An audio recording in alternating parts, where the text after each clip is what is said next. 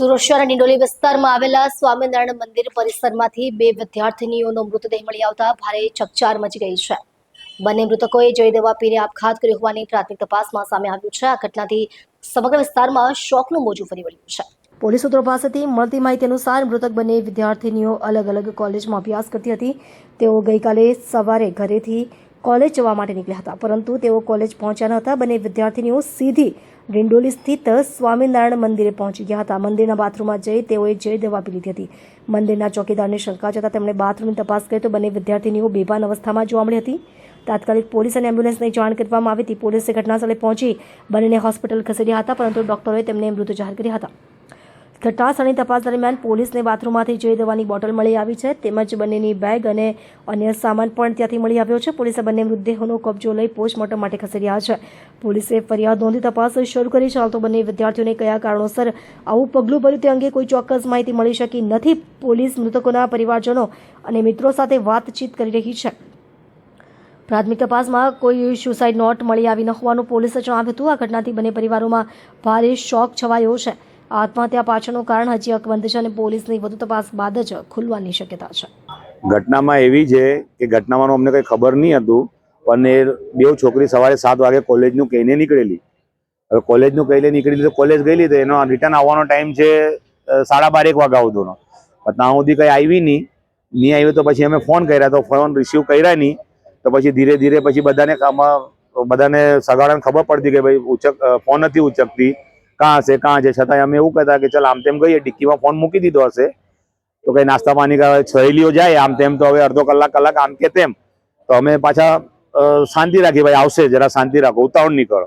પછી છેલ્લે 2-2:30 વાગ્યાથી કમસે કમ એને 50-60-100 ફોન કરી નાખ્યા બધાએ। એ મેં કર્યા, છોકરાઓએ કર્યા, આમ તેમ બીજા બધાએ ફોન કરીને ચેક કર્યા, પણ કોઈ જ રિપ્લાય નહીં આપી। તો પછી અમે 3 વાગી ગયા, તો પછી ગભરાઈ ગયા। 3 વાગ્યા પછી અમે પોલીસ સ્ટેશને ગયા। પોલીસ સ્ટેશનમાં અમે FIR નોંધાવી। FIR નોંધે પછી અમને કીધું કે તમે તમારા હિસાબે શોધખોળ ચાલુ રાખો, 24 કલાક પછી અમારું કામ ચાલુ થઈ જશે। તો પછી અમે અમારા રીતે શોધખોળ ચાલુ કરી। પછી જેમ જેમ ટાઈમ જતો ગયો તેમ તેમ બધા ગભરાતા ગયા, ભાઈ સાંજ પડે છે, રાત થઈ જશે, પછી કાં હોતશું આપને। તો હિસાબે અમે પછી શોધખોળ ચાલુ કરી। અમને પછી લોકેશન બધી મળતા ગયા, પછી સનિયાના મહિલા, પછી ખરવાસાના મહિલા, બધા લોકેશનમાં અમે બધું ખેતર, ગામડા, આજુબાજુના જેટલા બધું શોધ્યું, ગાડી તપાસ કરી।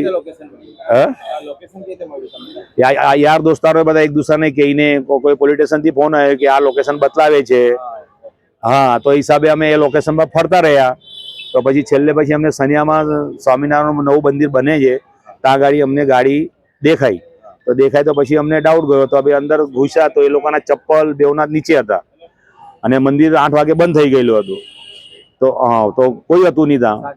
સાંજે 8 વાગે બંધ થઈ ગયું। 8 વાગે પછી અમને ખબર પડી ગાડી અહીંયા પડેલી છે। તો ગાડી ત્યાં જોઈ પછી અમને ડાઉટ કે અહીંયા જ કશે, તો મંદિર 7 માળનું છે, બહુ મોટું મંદિર છે। તો કમસે કમ એમાં અમને શોધવામાં, બધી રીતે શોધવામાં અમને 3 થી 4 કલાક ગયા। પોલીસ નહીં આવી। પછી ગાડી મળી પણ છોકરીઓ નથી મળી ને। પોલીસે તો કીધું અમે કે ગાડી મળી છે, તો પછી હશે આમ તેમ શોધો, તો અમે શોધ્યું, અમને કીધું કે ગાડી મળી છે, એ તો અમે કહી દીધેલું। પછી અમે બધું આખું મંદિર ખોયડા પછી અમને ખબર પડી કે આ એક લાઇટ કેમ ચાલુ છે। ને ત્યાંથી પ્રશાસન એમ કીધું કે અહીંયા માટે ઓટોમેટિક છે, એમ કે સેન્સર લાગેલા છે, બધું ઓટોમેટિક બંધ થઈ જાય એમ કે। તો આ લાઇટ કેમ ચાલુ? તમે જોયું તો તાળું અંદરથી બંધ, દરવાજો અંદરથી બંધ હતો। તો અંદરથી દરવાજો બંધ હતો, તો અમે પ્રશાસનને કીધું ભાઈ તાળું ખોલો, અમારે ચેક કરવું છે। તો ચાવી કંઈ મળી નહીં, તો અમે દરવાજો તોડીને અંદર ગયા, તો ત્યાં બેવ નીચે પડેલા હતા।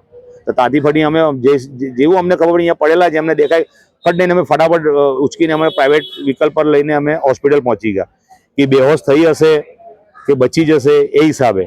તો ત્યાંથી અમે ઉચકીને લઈ આવ્યા, તો ત્યાં ડૉક્ટરે ના પાડી દીધી કે અમારો કેસ નથી એમ કે। તો અહીંયા લાવ્યા, તો અમે અહીંયા મૃત જાહેર કરી।